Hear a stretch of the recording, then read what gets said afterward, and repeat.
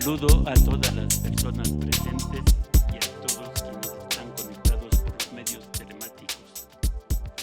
Iniciamos la segunda parte de la segunda jornada de este seminario internacional, la Semana Santa Quiteña y el Señor del Gran Poder, organizado por el doctor Enrique Ayala Mora y por los funcionarios del Colegio de América.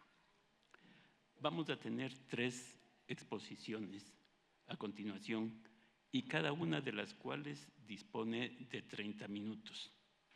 Luego de las 3 exposiciones, abriremos el espacio de diálogo con ustedes. La primera exposición, la reseña Ceremonia Quiteña que ha sobrevivido 15 siglos, es del doctor Enrique Ayala Mora. Lamentablemente, por su problema grave de salud, él no puede estar presente el día de hoy. Nos ha preocupado mucho esta situación de salud del doctor Enrique Ayala y hacemos votos muy fervientes por su pronta y total recuperación. El texto que preparó el doctor Ayala va a ser leído por Ana María Canelos a continuación. De los extensos currículums de los ponentes, voy a exponer datos muy básicos para ponernos en el momento de esta presentación. El doctor Enrique Ayala Mora, historiador y profesor, rector fundador de la Universidad Andina Simón Bolívar, sede Ecuador, y presidente del Colegio de América, sede latinoamericana. Es coordinador del proyecto EDGES de la Unión Europea en Ecuador. Es, como todos conocemos, autor y editor de numerosas obras de historia, de patrimonio y de cultura. Ana María Canelos es coordinadora general del Colegio de América, sede latinoamericana, y fundadora de la Universidad Andina Simón Bolívar, sede Ecuador. Es investigadora del proyecto EDGES de la Unión Europea y tiene estudios en restauración, historia del arte y patrimonio. Ana María, por favor. Gracias, Ramiro. Buenas tardes con todos. Y a nombre del doctor Ayala, un saludo muy especial a todos los participantes. Este es un seminario al que Enrique le puso mucho cariño, mucho interés, y como decía José María, es un trabajo al que le dedicó muchos años. Así es que es un honor poder leer hoy su ponencia. Nos hubiera gustado, obviamente, más que él esté aquí personalmente, pero me ha pedido que comparta con ustedes el texto que preparó. La reseña, Ceremonia Quiteña de origen sevillano que ha sobrevivido 15 siglos. Una ceremonia única. Una procesión de encapuchados cubiertos con largas y oscuras capas de estricto luto, en la que se lleva una bandera negra que ostenta una gran cruz roja en el centro. Se realiza todos los años, el miércoles santo, en la Catedral Metropolitana de Quito. La imponente ceremonia, única por sus extrañas características, impresiona a quienes la presencian. Es la reseña, conocida localmente como el arrastre de caudas o la batida de la bandera. El acto es uno de los hitos más representativos de la tradicional Semana Santa quiteña. Se la considera una genuina reliquia del pasado. Fue traída en tiempos coloniales desde Sevilla, donde ya se celebraba en la Edad Media. Se ha mantenido vigente desde entonces en el Templo Mayor de la capital ecuatoriana y se ha convertido en un atractivo principal de las celebraciones de Semana Mayor. Hace 60 o 70 años, en las antiguas catedrales de España y América Latina, entre ellas 6 del Ecuador, se celebraba la ceremonia de la seña, Santa Seña o la ostentación de la bandera, que aquí se llamaba la reseña. Se realizaba 5 veces durante la Cuaresma, los días. La del miércoles santo era la más solemne. En esa, la reseña del miércoles santo, la que se ha mantenido en la Catedral de Quito. La ceremonia se celebraba desde tiempos medievales en las catedrales españolas, entre ellas las de Sevilla. Desde allí se la trasladó a América en la época colonial. Se la realizaba en catedrales como la de México y Lima y en las diócesis americanas creadas en el marco de la organización eclesiástica de la Arquidiócesis sevillana. La tradición pasó a la vida republicana desde inicios del siglo XIX hasta mediados del siglo XX, pero fue desapareciendo, en especial desde la década de 1960. Al parecer, con el paso del tiempo, dejó de celebrarse en las catedrales de España. También se fue suprimiendo en América Latina. En la Catedral de Lima ya no se realiza desde fines del siglo XX.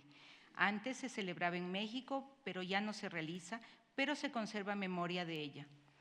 A fines del siglo XX, solo se mantenía en Quito, en cuya catedral se siguió celebrando la reseña sin interrupción, con la presencia de un creciente número de fieles y turistas. Solo se suspendió los años 2020 y 2021, los más duros de la pandemia del COVID-19, pero se reanudó en 2022. En los últimos años, en algunas ciudades de Venezuela se ha reinstalado la celebración de la seña, como se llama allí. A inicios de la década de 2020 se oficiaba en Caracas el Miércoles Santo. También se realiza en otras ciudades como Mérida y Maracaibo. En Coro se volvió a celebrar en 2024. El arrastre de caudas. Tradicionalmente, la reseña se celebraba 5 veces, los 2 sábados y los 2 domingos anteriores a la Semana Santa y el Miércoles Santo. Era protagonizada por los canónigos, sacerdotes nombrados por el obispo para servir en la catedral y formar parte del cabildo eclesiástico. Luego del Concilio Ecuménico Vaticano II, 1962-1965, el cabildo eclesiástico perdió atribuciones y fue desapareciendo en muchas catedrales, sobre todo latinoamericanas. En varias catedrales españolas subsiste, aunque con menos miembros. En Quito se mantuvo con un número reducido de canónigos. La arquidiócesis contaba con 18 antes del concilio, pero en la actualidad son 7 u 8. A la reseña de los sábados y domingos de Cuaresma solo concurrían los canónigos. El deán del cabildo era el celebrante. Luego de una procesión de los canónigos por una de las naves de la iglesia hasta el altar mayor, el deán batía la bandera sobre los asistentes y sobre los canónigos postrados en el suelo. El Miércoles Santo la ceremonia era ad majoribus y revestía la mayor pompa. Era oficiada por el obispo o arzobispo según el caso. La procesión recorría las naves de la iglesia y llegaba al presbiterio, delante del altar mayor. En el presente, en la Catedral Metropolitana de Quito, el Miércoles Santo a mediodía, el rito se inicia con la reunión de los canónigos en el coro, presididos por el arzobispo. Los canónigos asisten con una capa o cogulla, capucha negra. A la capa se junta una cola de tela negra de varios metros de largo que se llama cauda, de latín cola. La mantienen recogida hasta que se inicia la procesión. El arzobispo se reviste con una capa magna, morada o púrpura, que también tiene cogulla. Los sacerdotes que asisten están vestidos con ornamentos morados o rojos y los acólitos llevan hábitos para la ocasión. La reseña se desarrolla bajo la conducción del maestro de ceremonias, un sacerdote que conoce los pormenores del rito y da indicaciones a los participantes. Cada canónigo es asistido por un acólito que le ayuda a revestirse con la cauda y la extiende en el suelo o la recoge, según sea necesario. En la ceremonia, el órgano ejecuta música religiosa fúnebre y se usa gran cantidad de incienso, que se coloca en incensarios de metal. Luego de varias oraciones en el coro, se inicia la procesión de los canónigos que caminan uno tras otro, arrastrando sus caudas por las naves laterales de la catedral. Uno de los canónigos va cargando una enorme bandera negra con una cruz roja en el centro. Al fin, bajo el palio llevado por 6 acólitos, viene el arzobispo que en sus manos tiene el Ignum Crucis, un relicario con un pedazo de la cruz de Cristo. Las campanas tocan a duelo y los fieles que se agolpan en la catedral se arrodillan al paso del arzobispo. La batida de la bandera. La procesión termina frente al altar mayor donde se ha colocado previamente la bandera. Los canónigos se ubican en 2 líneas, en orden de precedencia, en un espacio al frente del presbiterio. El arzobispo deposita el Ignum Crucis sobre el altar mayor y toma la bandera en sus manos. Se produce un silencio y el coro entona el himno Vexila Regis, cuya primera estrofa dice: las banderas del rey se enarbolan, de la cruz resplandece el misterio. Do sufrió de la muerte el imperio, quien la vida muriendo nos dio. El celebrante toca con la bandera el ara, una piedra que se conserva en el centro de la mesa del altar mayor y luego la agita o bate varias veces sobre el altar, del lado de la epístola y del lado del Evangelio. Se entona entonces la segunda estrofa del himno, donde abierto el costado divino con la punta de espada acerada, manó sangre con agua mezclada que las manchas del crimen lavó. El arzobispo se da vuelta, entrega la bandera a un acólito que la lleva junto al celebrante. Deja el altar y avanza unos pasos dentro de la nave central mientras el coro canta la tercera estrofa del himno. Ya cumplidos están los cantares, las proféticas voces fervientes, con que dijo David a las gentes, desde un leño el Señor reinará. El celebrante se acerca a la nave central, donde numerosos fieles y asistentes están ubicados y lo esperan de rodillas. También los canónigos se han arrodillado. Entonces el arzobispo toma la bandera y la bate sobre los fieles de un lado a otro de la nave, mientras el coro entona la cuarta estrofa del himno. Cuán hermoso y fulgente es el árbol, de la púrpura regio vestida, que fue el digno madero escogido para cuerpo tan santo tocar. El celebrante, con la bandera en sus manos, se da vuelta, da la espalda a los fieles y se coloca frente al altar y a los canónigos, que siguen de rodillas. El coro entona la quinta estrofa del himno. Feliz árbol en cuyas dos ramas el rescate del mundo descansa, que del cuerpo divino balanza, al infierno su presa arrancó. Los canónigos se postran y se recuestan en el piso del templo. El arzobispo toma la bandera y la bate sobre los canónigos acostados de frente en actitud de meditación y penitencia. Este es el momento más impresionante de la ceremonia porque se puede apreciar cómo la bandera flota sobre los cuerpos envueltos en negro ubicados en el centro del templo, como si el lábaro se sobrepusiera a la muerte. El coro entona la sexta estrofa del Vexila Regis. Salve, oh cruz, nuestra sola esperanza, y, pues hoy la pasión se venera, haz que el justo más gracias adquiera y perdón el que en culpa cayó. El celebrante cesa de batir la bandera y da 3 golpes en el piso con el extremo del asta para evocar los 3 días que Cristo estuvo muerto. Al fin, los canónigos se ponen de pie y se mantienen en sus sitios. El coro canta la última estrofa del himno. Trino Dios de salud, fuente inmensa, todo espíritu ensalce tu gloria, y al que das de la cruz la victoria, da también inmortal galardón. A continuación, los canónigos se despojan de las capuchas y cantan el Magnificat. El arzobispo pronuncia un corto sermón alusivo al significado de la ceremonia. Luego bendice a los asistentes con el Lignum Crucis y se dirige a su lugar en el coro. La ceremonia termina cuando los canónigos rezan su oficio con el canto de vísperas y luego se retiran a la sacristía. Los orígenes. El origen de la seña, como se la llamaba en España, es incierto. No existe información precisa sobre ello, pero hay evidencias de que ya se celebraba en la Edad Media. Hay una tradición que la considera un rito de raíz medieval originario de la Iglesia de Oriente.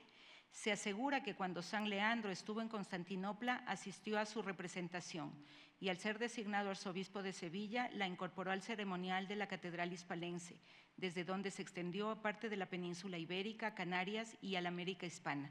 En cada lugar adquirió matices propios. Cierro comillas.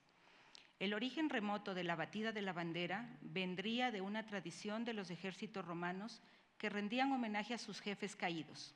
Esto lo reconocen versiones españolas como la siguiente, abro comillas. En la antigua Roma, al morir un general, su sucesor tomaba en las manos, en las exequias, la enseña con la que el difunto había protagonizado gestas y hazañas, y luego de tremolarla sobre el cadáver para que se impregnara de su espíritu, la ondeaba sobre sus soldados a fin de transmitírselo. Cierro comillas. En la ceremonia por la muerte de Jesús se bate una bandera para que las virtudes del Jesucristo muerto en la cruz pasaran a los fieles.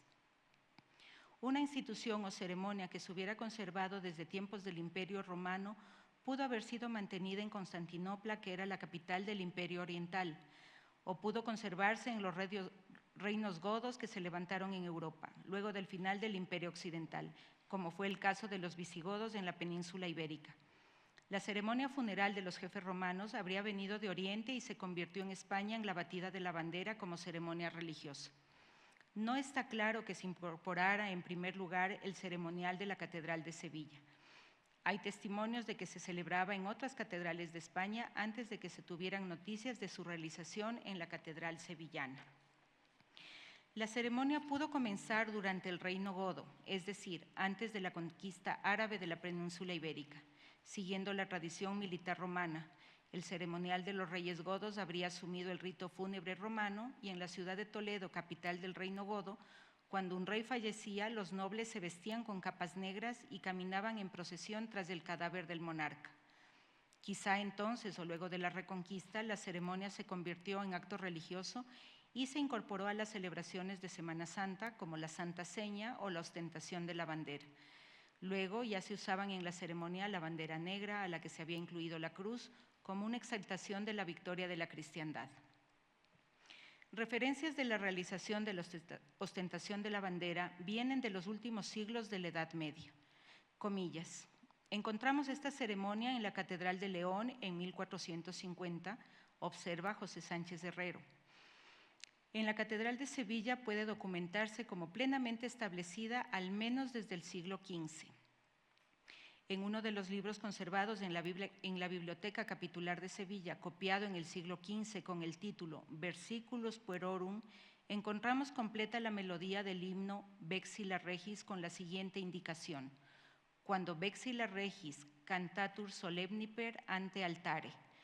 Creo que se trata de una copia usada para la interpretación de este himno en la ceremonia de la seña y es el testimonio más temprano que he localizado, que pone de manifiesto que ya se encontraba plenamente establecida. Cierro comillas. Existen otros testimonios, comillas. Otro de los libros de la Biblioteca Capitular Sevillana contiene el epígrafe, observaciones sobre el origen, antigüedad y mística significación de la ceremonia de la seña que se hace en tiempo de pasión en la Santa Iglesia Metropolitana y Patriarcal de Sevilla.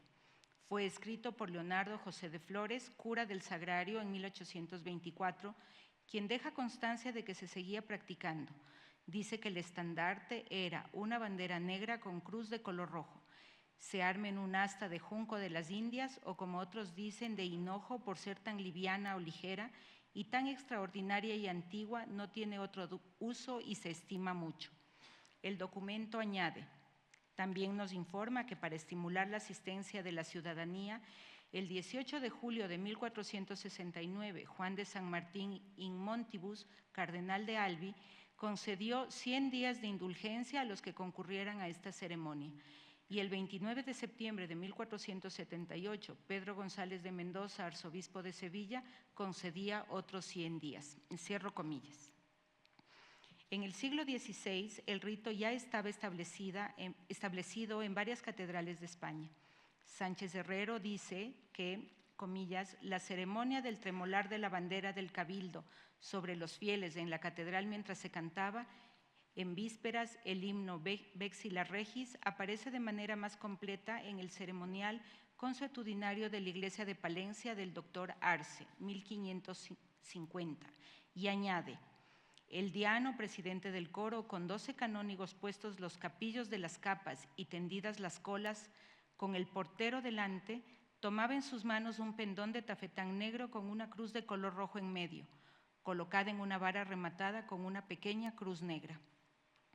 Al salir de la sacristía se entonaba el primer verso del Vexila Regis, canto a la cruz, estandarte de Cristo, continuando con el segundo y el tercero mientras la procesión se dirigía al altar mayor. Al cuarto versículo se arrodillaban el dián en la grada más alta mientras se decía el sexto, o crux ave. Todos se postraban en las gradas y el dián movía el pendón de un lado a otro. Así permanecían hasta que se entonaba el Magnificat. Luego regresaban todos en silencio, dejando el pendón delante del altar mayor en una peana. Cierro comillas. Desde los primeros años de la colonización hispánica se crearon diócesis en América como sufragáneas o dependientes de la arquidiócesis de Sevilla. De ese modo, llegaron a este continente las ceremonias toledanas o sevillanas de Semana Santa. Con el tiempo se crearon arquidiócesis en América, pero en las catedrales se conservaron sus tradiciones, incluso luego de la independencia en la vida republicana.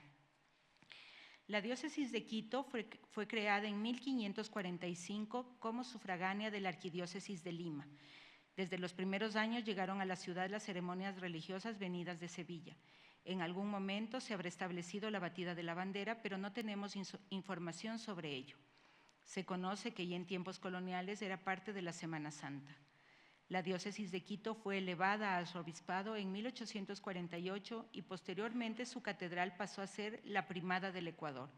Las diócesis ecuatorianas, que en los años 60 del siglo XIX eran 6, Cuenca, Guayaquil, Riobamba, Loja, Ibarra y Portoviejo, pasaron a ser sufragáneas del arzobispado y heredaron la reseña entre los ritos de la Semana Mayor. El himno a la cruz. Desde muy antiguo, el principal elemento musical del rito era el himno Vexila Regis Prudent, que es una de las más antiguas piezas litúrgicas del catolicismo. Fue compuesto por Venancio Fortunato, poeta y obispo del siglo VI, que tuvo mucha influencia en la liturgia de su tiempo después de San Ambrosio de Milán. En la Alta Edad Media, el himno se interpretaba en las ceremonias religiosas alternatim, en canto, llano y polifonía. Como su tema principal era la exaltación de la cruz, habrá sido adoptado muy pronto para la seña o santa seña como eje central del acto litúrgico. En el siglo XVII, la legislación musical de la ceremonia estaba perfectamente establecida. Se ejecutaba el Vexila Regis durante la celebración de la seña en la Catedral de Sevilla. Está claro que la letra del himno era la latina original de Venancio Fortunato, pero la música había cambiado. Empieza cita. Es probable que la primera o una de las primeras versiones polifónicas que se cantaron en esta ceremonia fuera la que había compuesto Alonso Pérez de Alba al servicio de la Catedral Hispalense entre 1482 y 1504, el cual desempeñó el cargo de Magister Puerorum en 2 ocasiones. Se conserva en el Códice Manuscrito 2.3 de la Catedral de Tarazona con la indicación Dominica in Passione. En el siglo XVI se interpretaba la versión del himno Vexila Regis de Francisco Guerrero, pero en el siglo XVII fue sustituida por la compuesta por Luis Bernardo Jalón. El Vexila Regis de Jalón se encontraba en el libro de polifonía número 25 del Inventario de Libros de Polifonía, redactado en 1721, el cual debió sustituir al menos parcialmente a otro más antiguo que contenía algunas piezas de Guerrero con similares indicaciones litúrgicas. Me refiero al libro de polifonía número 22 del Inventario de Libros Polifónicos de 1644, Beatus y recibimiento de dominicas de la Cuaresma y señas de Guerrero. Existen 2 versiones de este himno, anónimas, rubricadas con esa precisa indicación litúrgica, lo que me hace creer que pueden corresponderse con la obra de Jalón, plenamente en vigor en el siglo XVIII. Se trata de una copia del XVIII y otra del XIX, esta última atribuida a Lobo, erróneamente en el catálogo de libros de polifonía de la Catedral de Sevilla. Termina la cita. El himno fue ejecutado de varias maneras dentro del repertorio del canto gregoriano que predominó en la liturgia católica por siglos. Desde el siglo XVI se interpretaban varias versiones hasta que en 2 centurias llegó el auge del órgano y aparecieron varias versiones instrumentales que se conocen hasta el presente. El significado. La reseña es una ceremonia imponente, aún para los no creyentes. Representa la apoteosis de la cruz, símbolo de la muerte, pero también la resurrección de Cristo y la redención del género humano. El triunfo de la cruz dividió en 2 la historia de la humanidad. La exaltación de la cruz en el Calvario señaló la plenitud de los tiempos. La bandera negra representa la muerte. La gran cruz roja es la representación de la pasión de Cristo, que la venció con su sacrificio en la cruz durante la pasión, voluntariamente aceptada. Antes de flamear la bandera, el celebrante la empuña en sus manos y toca con ella el altar. De ese modo, según el obispo Pérez Quiñones, llega por fin al altar. Tocarlo, golpear la piedra sagrada una y otra vez, como con la vara mágica tocó Moisés la piedra de Horeb, representa que de la roca del Calvario, de ese altar por autonomacia, al golpe con que se hendió esa roca brotaron todos los bienes de la cruz. Ahí fue su triunfo. Y añade, empieza cita. Y luego aquel tocar los costados, el de la epístola que representa el Antiguo Testamento, el del Evangelio que representa el Nuevo, el de la izquierda que denota el pueblo gentil, y el de la derecha, el hebreo o elegido, el lado de los predestinados en el juicio, y el de los réprobos, denota que a todos llamó Cristo, que por todos murió, que a nadie falta su gracia, que los brazos redentores de la cruz se abren para buenos y malos, que su triunfo es igualmente sobre todos. Cierro cita. Luego de batir la bandera sobre el altar mayor, el celebrante la bate sobre los fieles congregados en la iglesia, para por fin hacerlo sobre los capitulares postrados en el suelo. El imponente flamear del gran estandarte representa el triunfo de la cruz, que es el hecho más destacado de la historia de la humanidad. Las largas caudas negras de los canónigos representan a la humanidad que arrastra el pecado y su principal consecuencia, que es la muerte. Pero Jesucristo carga la cruz, muere en ella para resucitar al tercer día. Así venció a la muerte. Eso se representa en la cruz roja de la bandera, que es batida sobre el altar, sobre los fieles y los miembros del cabildo. La batida de la bandera celebra que con su crucifixión y luego con su resurrección, Cristo derrotó a la muerte y venció al pecado. En el siglo XXI, la subsistencia de la reseña en Quito es un testimonio de la fuerza de la tradición, pero también es motivo de discrepancias. Para quienes buscan una renovación de la Iglesia y dejar atrás sus tendencias triunfalistas y costumbres medievales, debe suprimirse para que la Semana Santa sea una ocasión para pensar en la pasión de Cristo y de los pobres. De otro lado, la tendencia tradicionalista la considera una continuidad y cree que la ceremonia preserva valores de la cristiandad que se han acumulado por siglos. Más allá de esa diferencia está la corriente cada vez más fuerte que comparten aún no creyentes por preservar el patrimonio cultural de la Iglesia Católica como patrimonio histórico nacional. Y la reseña, precisamente por su antigüedad y por haberse convertido en celebración única, tiene un contenido patrimonial indudable y hasta interés turístico. De todas maneras, la reseña preservada en Quito es excepcional. Quien asiste a la reseña de la catedral vive una experiencia muy singular. Está presenciando una ceremonia que tiene sus orígenes hace 15 siglos. Muchas gracias.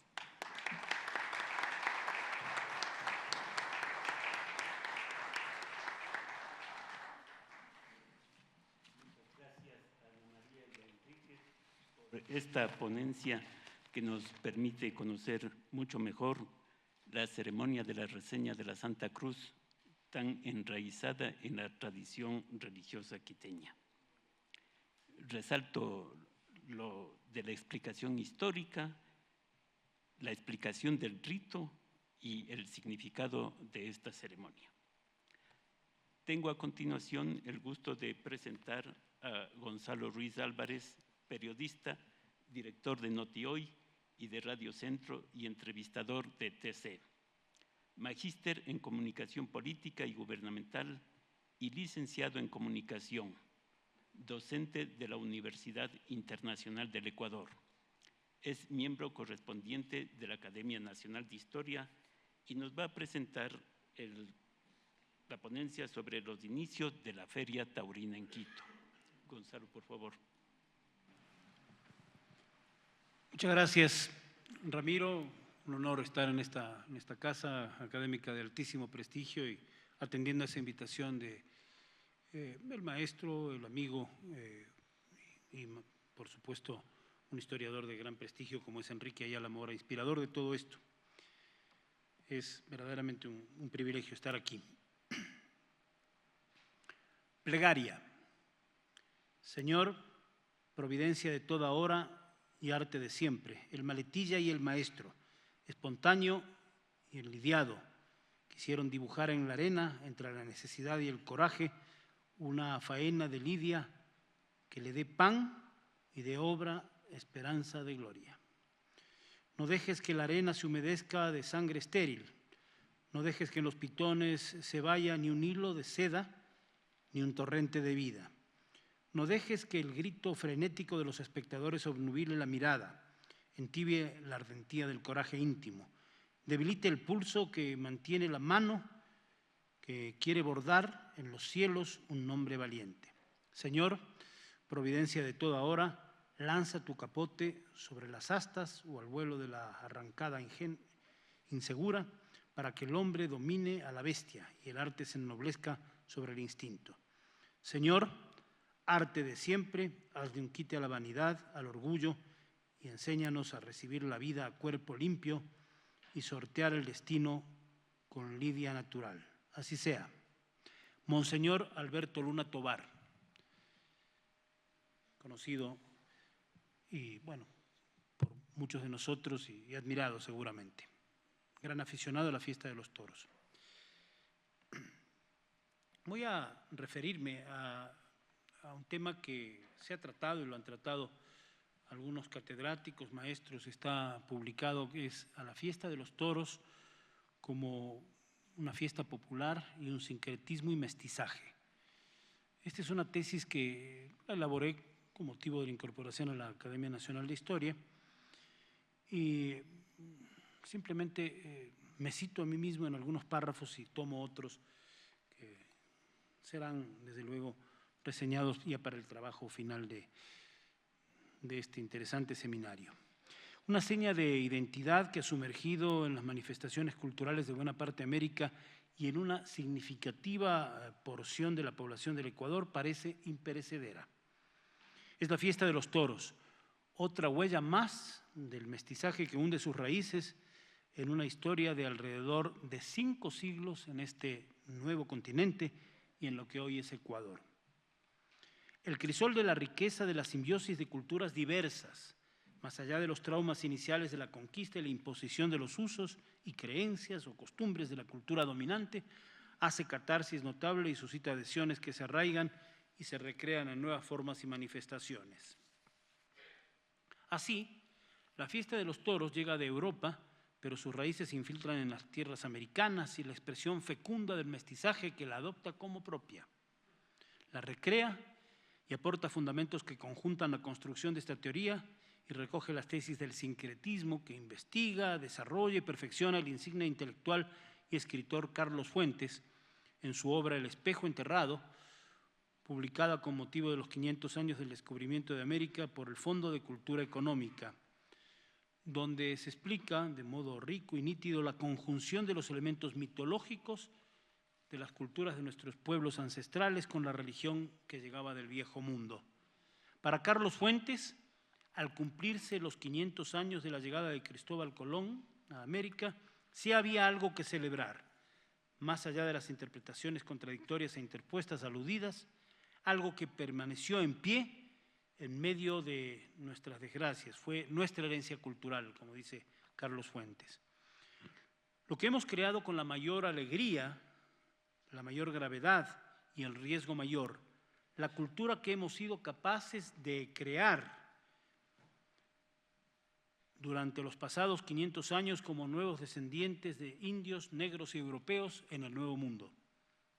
Hubo, sin duda, afán de imposición, pero de aquel choque de civilizaciones surgió un nuevo modo de ser y entender el espíritu religioso y sus manifestaciones expresadas en la magnificencia de los templos, en las maravillosas creaciones del barroco andino o la escuela quiteña, donde la vibrante capacidad creativa de nuestros artistas y talladores alumbró al mundo con obras de arquitectura que expresan de forma cuasi milagrosa algunos de los tantos tesoros que hoy guarda y exhibe esta ciudad de Quito, patrimonio cultural de la humanidad, que orgullosos mostramos al mundo entero. Alude Fuentes a las tradiciones Chichén Itzá y Machu Picchu, a la arquitectura y a la herencia europea por vía española de lo ibérico, mediterráneo, griego, árabe y judío, que nutrió nuestra identidad rica y diversa, al igual que aquellos rasgos que nos llegan de África, de las cuevas de Altamira, los grafitos de Los Ángeles. Hace Fuentes un repaso por todas esas huellas de identidad. En el 9º capítulo de esa obra citada, titulado El Barroco del Nuevo Mundo, Fuentes insiste en que el descubrimiento de América se tradujo para el Renacimiento en el hallazgo de un lugar para la utopía. El escritor mexicano sostiene que mientras en Europa se seguía soñando en una utopía cristiana, en el Nuevo Mundo la utopía fue destruida por las duras realidades del colonialismo, el saqueo, la esclavitud, incluso el exterminio. Igual que en Europa, entre el ideal y la realidad apareció el barroco del Nuevo Mundo, apresurándose a llenar el vacío, pero en el continente americano, dándole también a los pueblos conquistados un espacio, un lugar que ni Colón ni Copérnico podían realmente otorgarles, un lugar en el cual enmascarar y proteger sus creencias, pero sobre todo dándonos a todos nosotros, la nueva población de las Américas, los mestizos, los descendientes de indios y españoles, una manera para expresar nuestras dudas y nuestras ambigüedades. Un arte dominado por el hecho singular e imponente de que la nueva cultura americana se encontraba capturada entre el mundo indígena destruido y nuestro universo, tanto europeo como americano. El primer capítulo de la citada obra, El espejo enterrado, se titula La Virgen y el Toro. El polifacético escritor mexicano universal desentraña el símbolo del dios Tauro al explicar la imagen del toro que surge de las cuevas de Altamira, que se expresa en aquellos toros de piedra de Guisando, hasta la presencia de la tauromaquia en el Guernica de Picasso, ¿no? El portentoso toro de Guernica ha sido tomado para diseños de trajes de luces, por ejemplo, en las corridas picasianas en Málaga, y otros matadores también lo han hecho en este tipo de corridas, y ahí está la huella de Picasso. Por ejemplo, Luis Miguel Dominguín, que fue propietario de la Plaza Quito, una figura del torero reconocida, tenía trajes de luces diseñados por Pablo Picasso. A propósito de los toros de Guisando, Federico García Lorca dice: y los toros de Guisando, casi muerte y casi piedra, mugieron como 2 siglos, hartos de pisar la tierra. Es un fragmento del poema Llanto por Ignacio Sánchez Mejía. Carlos Fuentes lo ve claro. Las posiciones a favor o en contra de España ilustran nuestra contradicción. Nuestra relación con España es tan conflictiva como nuestra relación con nosotros mismos. La simbología religiosa volcada en la Semana Santa de Sevilla es el símbolo, por ejemplo, de la Virgen de la Macarena, patrona de los toreros, y para Fuentes no hay discusión, es un aspecto indisoluble. Yo añadiría, por ejemplo, la Virgen de Triana, en el barrio sevillano diseñado por Eiffel, que queda al cruzar el puente del río Guadalquivir, de nombre Moro, el río, otra huella del paso de los árabes por el territorio de Al-Ándalus en la península ibérica y otro barrio de los grandes toreros andaluces. Aquella urdimbre entre diversas maneras de ver, entender y vivir las religiones se potencia en América, pero fueron comunes en la España cargada de tantas vertientes de pueblos atávicos, creencias y costumbres. El sincretismo entre la fe católica y las supersticiones del pueblo gitano encuentran en el toro una imagen sugerente. Estoy citando a Andrés Ruiz en su tesis de grado de licenciatura de la Pontificia Universidad Católica del Ecuador. David Pacheco, en Leyendas, Tradiciones y Relatos Lojanos, al hacer referencia a los espectáculos taurinos que se realizaron, por ejemplo, en la ciudad austral con motivo de la independencia, hace unos sabrosos relatos de corridas celebradas en los años 30. Cabe citar un pensamiento que refuerza esa nueva visión de la fiesta. Hablar de toros es hablar de la madre España, es hablar de Indoamérica, es hablar de la misma raza, simbiosis de 2 mundos. El toro bravo llegó a América a granel en las panzas de los buques, ¿no? En largas travesías, junto con las semillas, con las herramientas de labranza y construcción. No es idéntico al toro que hoy conocemos como el toro de Lidia, sino el anterior escalón de un antiguo origen que la alquimia de la genética y la selección han perfeccionado en sus dotes. Pero reparamos que antes de desembarcar, junto con las huestes conquistadas de aventureros, conquistadoras de aventureros y hombres de negocios o de fortuna, o en busca de fortuna, que llegaban al Nuevo Mundo, en los orígenes de la fiesta brava hay una raigambre popular. El toro que precedió a la hoy variopinta herencia genética, cuyo patrimonio están llamadas a preservar España, Portugal y América para la recreación de los amplios espacios de tierras dedicadas en origen a su crianza y a las variedades de especies vegetales, animales que conviven con el toro bravo. De las bodegas de los barcos, como decíamos, bajaron los toros, las naranjas, la vid, las olivas, y viajaron al viejo mundo el chocolate, el tomate, el ají, la papa, el maíz, nuestros alimentos de América, para cambiar el mundo de la gastronomía en otra simbiosis milagrosa sin la cual la sociedad planetaria de hoy no se reconocería en sus sabores y riqueza gastronómica. Las primeras reses llegaron, reses bravas, junto con aquellas otras, llegaron a las Antillas, a República Dominicana concretamente, porque fue el primo de Hernán Cortés, Juan Gutiérrez, quien las llevó hasta México luego, desde las Antillas. Y ahí está la ganadería más antigua del mundo, Atenco. En la tierra de los ritos paganos, el toro se convierte en un animal mítico que germina en el sincretismo que imaginamos entre aquellos ritos ancestrales, el sacrificio humano incluso, por ejemplo, en la cultura azteca, ¿no? Y esas creencias se insertaron en este nuevo mundo procedentes de Europa. Salvador de Madariaga, en su célebre biografía de Hernán Cortés, sostiene también que los religiosos, esto ya lo citó el padre John Castro hace un momento, aprendieron las lenguas nativas para evangelizar, antes que surgiese esa idea de imponer la lengua de la conquista como suele suceder. Lo dijo con claridad John Castro y Fray Bartolomé de las Casas lo corroboró en sus escritos y Madariaga lo sostiene a propósito de la biografía de Hernán Cortés. El toro de lidia en América. Los antepasados de los toros que llegaron a América poblaron los campos cuando todavía no existían los criterios de selección y crianza. Hemos referido también que los primeros toros que llegaron a América venían de la casta navarra, de la zona donde hoy está la comunidad de Navarra, y de esa ganadería de Atenco se proyectaron a toda América. Nicolás Rangel, de la Academia de Historia de México, en su obra Historia del Toreo en la época colonial, dice: el conquistador Juan Gutiérrez Altamirano, primo de Hernán Cortés, había obtenido de este como repartimiento el pueblo de Calimaya, con sus sujetos y otras estancias que había adquirido en el Valle de Toluca, y llegó a formar la hacienda Atenco, llamada así por ser el nombre del pueblo más inmediato. En 1624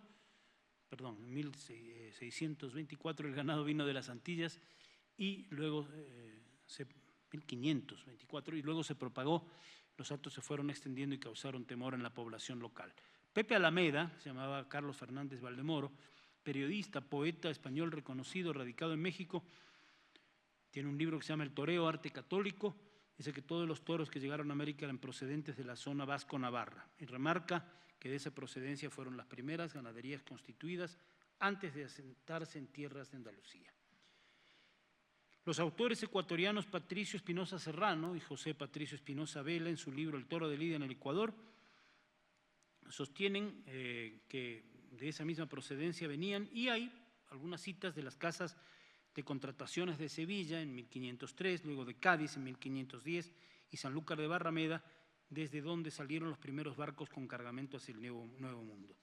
La fiesta de los toros en América, en México, por ejemplo, que es una potencia taurina y uno de los países donde en la actualidad se ofician más festejos. Venezuela, Colombia, Ecuador y Perú conservan corridas de toros a la usanza española tradicional, pero las fiestas populares es un tema clave, son algo fundamental. Son fiestas parecidas a lo que son los Bos de Carriera en la Comunidad Valenciana, o aquellos toros que se corren en Pamplona, en San Fermín, por las calles, o lo que conocemos aquí en América, los toros de pueblo, capeas se les dicen en España. También se esparcieron por Costa Rica, por Panamá, por Guatemala, por Bolivia, y en otros países donde ya se extinguió, por ejemplo, fiesta de toros hubo en Buenos Aires, en Montevideo, todavía en Colonia hay una plaza, por lo menos el esqueleto de una plaza de toros importante. Perdón.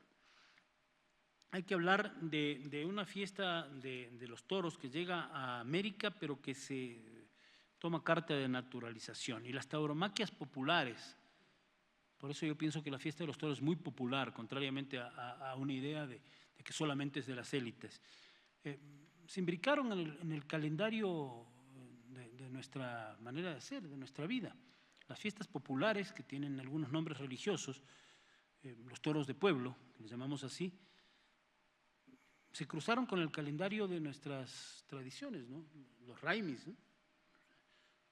Hay fiestas de toros populares en aquellos raimis. Y son en esas fiestas populares, en toros de pueblo en Ecuador, o el toro y el cóndor en el Perú, donde hay toda una tradición muy, muy importante, donde se preparaban antes los primeros toreros, los maletillas, los aspirantes a toreros. Aquí en el Ecuador, lo mismo que en España. Voy a nombrar ahora algunas fiestas taurinas con nombres religiosos, simplemente como referencia. En la principal plaza del mundo, que se llama Las Ventas del Espíritu Santo, estaba en un barrio denominado así en Madrid, se celebra la Feria de San Isidro, en homenaje al santo patrono de lo que se llamaba antes la Villa y Corte, la capital de España, ¿no? Sevilla abre su temporada el Domingo de Resurrección, con la corrida más importante de toda la temporada española. El Domingo de Resurrección de Sevilla es emblemático. Y en septiembre se realiza en la capital andaluza la Feria de San Miguel, por ejemplo, ¿no? Hace un rato hicimos referencia a los toros vasco-navarros, vienen del norte. San Fermín, la popular Feria de San Fermín, en homenaje a San Fermín de Amiens, un santo, mártir, ahí hay toda una discusión si fue santo o no. En todo caso fue, por la tradición oral, considerado como primer obispo de Pamplona.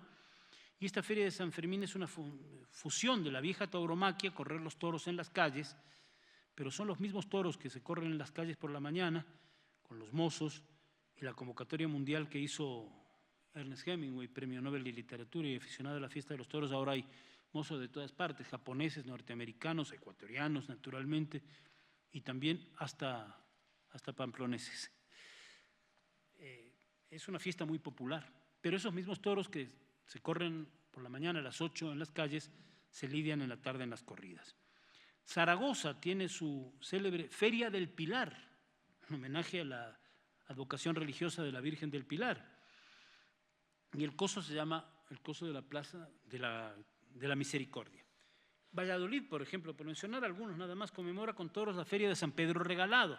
Y en Almería, al sur, se celebra la feria en honor a la Virgen del Mar. Hay un tema bien interesante de la sacralización en Yucatán. En Yucatán está, bueno, en Veracruz, hablaban de la Veracruz hace un momento y de algunas cuestiones. Bueno, en muchas de las comunidades de Yucatán, pueblos de otro origen, los feligreses pasean una imagen del santo patrono dentro del ruedo después de haber toreado 2 o 3 toros. Casi todos los días que hay corridas sucede eso. En el municipio de Ditzas, en otras comunidades, el paseo de la imagen por el ruedo se lleva a cabo un domingo, cuando más gente acude a gustar de la corrida. En el paseo de los feligreses cargan en andas la imagen patronal cuando se trata de una imagen de bulto, o viene solamente una persona a la que le lleva una pintura o un cuadro con una fotografía y una litografía. En cualquier caso, siempre se detiene en un momento en la entrada al ruedo, en tanto que algunos colaboradores piden a los toreros prestadas 1 o 2 capas para recolectar limosnas. Esto es un tema que sigue llevándose adelante, según estudios de la cultura maya, hasta el día de hoy. Quiero hacer un repaso muy breve también a los temas de la religión vinculada a las fiestas de toros y a las corridas de toros en algunos países. De México voy a decir poco, la famosa medalla de la Virgen Guadalupana, fue triunfador un torero ecuatoriano, Edgar Puente, hace muchísimos años cuando era novillero, del homenaje a la Virgen de Guadalupe, o la feria más importante que tiene México hoy, que es la de Aguascalientes, lleva el nombre de San Marcos, ¿no? En Venezuela, por ejemplo, hay el San Sebastián de Oro, es un premio en San Cristóbal, es la feria de San Sebastián de San Cristóbal en Venezuela. En Tobar, en Mérida, hay la feria de la Virgen de la Regla. También se llevaron ferias en otras ciudades, por ejemplo en Venezuela, de acuerdo a los datos que me dio el periodista Rubén Darío Villafrás, médico y periodista taurino, la Feria del Rosario de Oro de la Virgen de la Chiquinquirá, en Maracaibo, en el estado de Zulia, la Feria de San José en Maracay, Aragua, tuve la ocasión de estar alguna vez ahí también, igual que en San Cristóbal, la Feria de la Virgen del Perpetuo Socorro en Valencia de Venezuela, estado de Carabobo, la Feria de la Virgen de la Divisa Pastor en Barquisimeto, estado de Lara, y la Feria de Nazareno en Achaguas, en Apure. Bueno, en Perú, la famosa Feria Taurina del Señor de los Milagros, patrono de la ciudad de Lima, una devoción que se remonta a mediados del siglo XVII, y la Feria Taurina se celebra desde el año 46 en la Plaza de Hacho, que es una plaza de 259 años de antigüedad. Esos son datos proporcionados por Pablo Gómez de Barbieri, cronista del Comercio de Lima. Chota, por ejemplo, Cajamarca, la Feria Taurina San Juan Bautista, patrono de la ciudad. Corridas que se remontan al siglo XIX. Cutervo, Cajamarca, Feria Taurina San Juan Bautista, también patrono de la ciudad. Coracora, en Ayacucho, Feria Taurina de la Virgen de las Nieves. Chalhuanca, en Apurímac, Feria Taurina del Señor de las Ánimas. Macusani, en el Puno, Feria Taurina de la Inmaculada Concepción. En Palca, Junín, la Feria Taurina de Santo Domingo de Guzmán. En Sicaya, Junín, la Feria Taurina de Santo Domingo de Guzmán. En Bambamarca, Feria de la Santísima Virgen del Carmen. En Las Lajas, Feria Taurina de San Antonio de Padua. Tacabamba, Feria Taurina del Señor de la Misericordia. Cajabamba, Feria Taurina de la Santísima Virgen del Rosario. En Celendín, Feria Taurina de la Santísima Virgen del Carmen. En Puquio, Ayacucho, Feria del Señor de la Ascensión. En Viraco, Arequipa, Feria Taurina en honor de Santa Úrsula. En Ayarabí, Puno, Feria de la Virgen de la Candelaria. En Huamachuco, La Libertad, Feria de la Santísima Virgen de Altagracia. Santa Lucía, Feria Taurina en honor de Santa Lucía. Santa Catalina, en Lima también. En Usquil, Feria Taurina de la Santísima Virgen de la Asunción. En Quicacha, Arequipa, Feria Taurina de las Santísimas Cruces. En San Miguel de Payaqués, Feria del Arcángel, en honor al Arcángel San Miguel. En Socataja, Jamarca, Feria de la Virgen de la Candelaria. Y así, vamos a cortar algunas porque nos deberíamos todo el tiempo que me falta para hablar. Pero claro, Daniel Upegui cuenta, y esto era la referencia a Perú, ahora de Medellín. La plaza de Medellín, que ahora está en desuso, se llama Plaza de la Macarena. Y el trofeo era de la Virgen de la Macarena, muy preciado, muy bonito. La Catedral de Manizales. Trofeo de la Catedral de Manizales, en una de las ferias taurinas que persisten en Colombia. El Cristo del Señor de los Cristales en Cali, una referencia religiosa, y así por el estilo en el caso de Perú. Algunos temas tal vez interesantes o en algunos casos podrían ser anecdóticos, ¿no? Un sacerdote que murió en el año 2021, Luis Fernando Valiente Clemente, torea y tiene unas frases muy interesantes sobre lo que él piensa de la tauromaquia, cómo le conecta con sus visiones divinas, ¿no? Una película de cine se llama Fray Torero, pero la protagonizó Paco Camino. Hemos hablado de Luis Alberto Luna Tobar, que toreaba incluso con sus hábitos carmelitas, y a Fray Agustín Moreno, que ha sido tan citado en este seminario, a quien conocí personalmente, anécdotas personales. Él fue quien bautizó a mis dos hijos, era un amigo de la familia, hablábamos de cultura, de arte, que era muy entendido, y ya vimos cómo incluso en el cambio de nombre del Nazareno a Jesús de Gran Poder tuvo mucho que ver Fray Agustín Moreno. José María Vargas, que escribe en la Enciclopedia de los Toros, el Premio Espejo, perdón, el fraile Dominico o el padre Mola.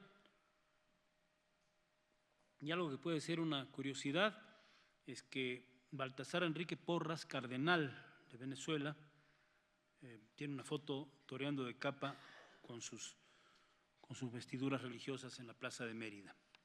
Hay que decir también que hubo una bula papal en 1567 del Papa Pío V que prohibió la fiesta de los toros. En los capotes de paseo hay alusiones al Jesús del Gran Poder, a la Virgen de Guadalupe y a otras advocaciones de la Virgen.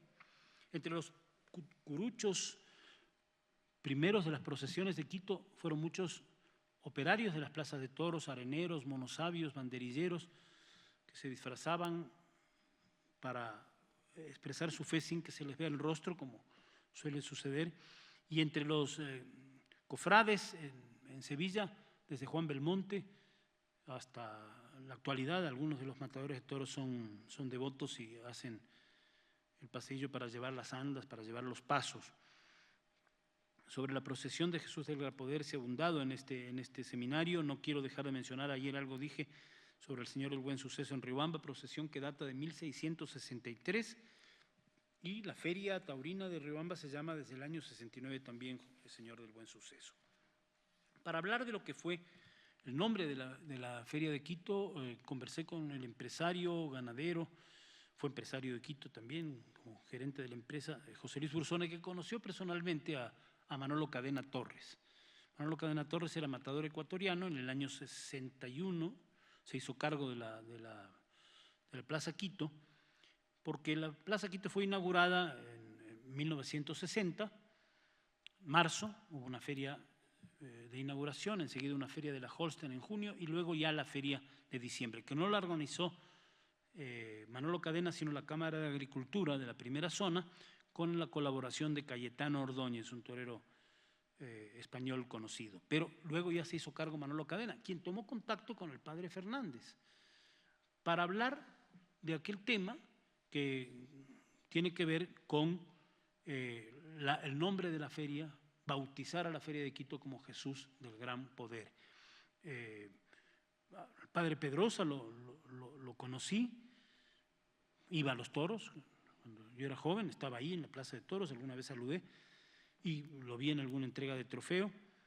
Y también hay que decir que el trofeo que se llamó Jesús del Gran Poder, que lo obtuvieron como triunfadores grandes figuras,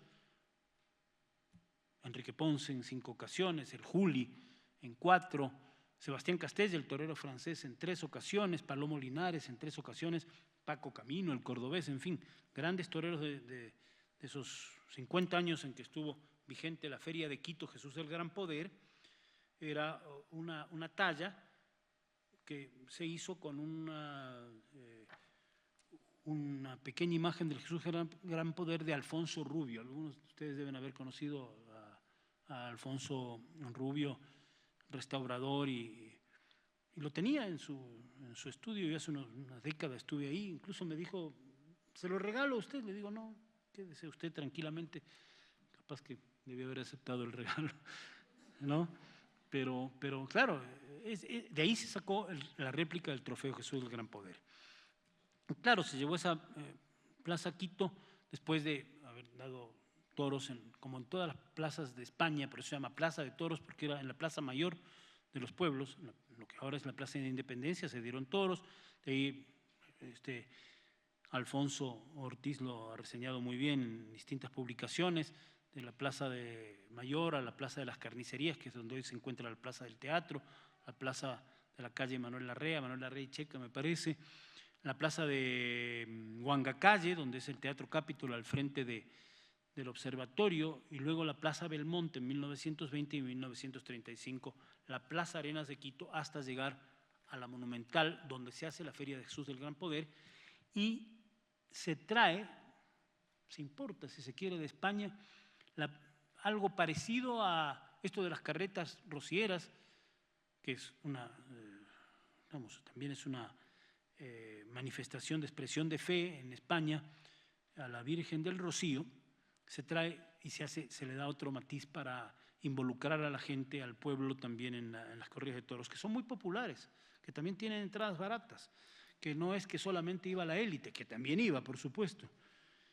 Y ya mencionábamos ayer, así a vuelo de pájaro, que los jesuitas tuvieron una de las fincas más grandes de toda la serranía, el Pedregal, después de las haciendas de Chuquipoguio en Chimborazo, de Yaruquí, de Píllaro, de Atillo. Pedregal, hasta ahora se lidian toros de Pedregal con diferentes ganaderías en los que se han repartido, y hay algunas divisas de ganado bravo que llevan nombres religiosos. Aquí en el Ecuador, Santa Rosa, Santa Marta; en Colombia, por ejemplo, Santa Bárbara; o las ventas del Espíritu Santo, que se llama así la ganadería del maestro César Rincón, en homenaje a su gran triunfo en las ventas de Madrid, donde, por cierto, se escribió la biografía de él con el nombre sugerente que dice de Madrid al cielo, para que vean que esa vinculación con lo religioso siempre está ahí. Y, por supuesto, una de las ganaderías más importantes de México se llama San Mateo. Así es que lo de los toros y la religión siempre han estado de la mano. Ayer se decía de la fe que profesan algunos de los toreros. De hecho, en la Plaza Quito, como se comentó esta mañana, lo dijo, me parece que el padre Castro, había una réplica en una pequeña capilla. Casi todas las plazas de toros del mundo tienen una capilla donde los toreros van a rezar. Se están jugando la vida y es un rito ancestral que no quiere morir, pero el torero es consciente de que puede morir en la plaza.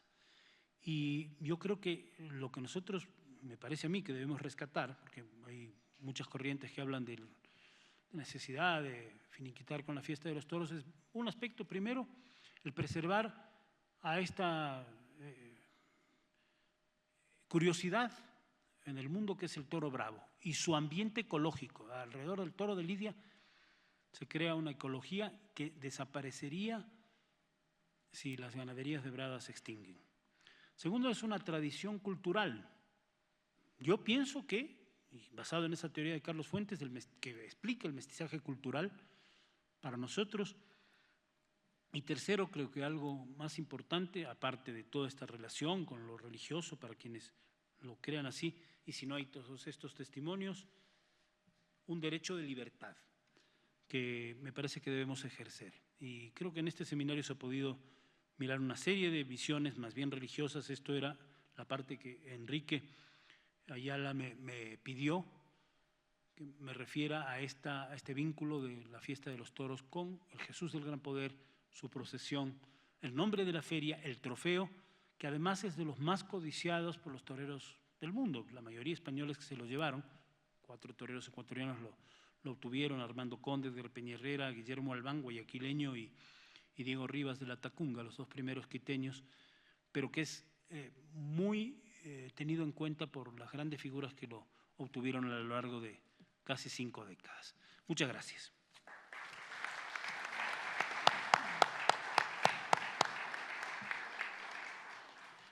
Gracias a Gonzalo por esta exposición taurina que nos vincula con esta faceta de la cultura quiteña y que reúne sincretismo y mestizaje. Desde la plegaria inicial de Monseñor Luna, el pasaje de la literatura con la obra de Carlos Fuente, hasta las reseñas religiosas de hace un momento. Y ahora vamos a la literatura. Vamos a recibir la exposición de Fernando Balseca, de formación salesiano en su etapa escolar y colegial. Estudió literatura en la Universidad Católica de Santiago de Guayaquil, literatura comparada en Emory University en Atlanta y lenguas y literatura hispánicas en State University of New York. Ha publicado artículos y libros sobre el siglo XIX latinoamericano y los procesos de la literatura moderna. Actualmente dirige el área de Letras y Estudios Culturales de la Universidad Andina.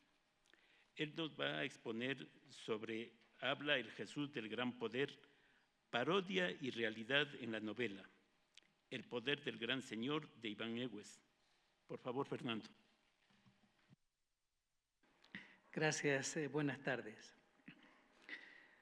Uno de los recursos técnicos más notables de la novela del escritor quiteño Iván Egues, El Poder del Gran Señor, publicada en 1985, es que la escultura del Cristo que se lleva en la procesión del Viernes Santo tiene la capacidad de escuchar, observar, sentir y pensar.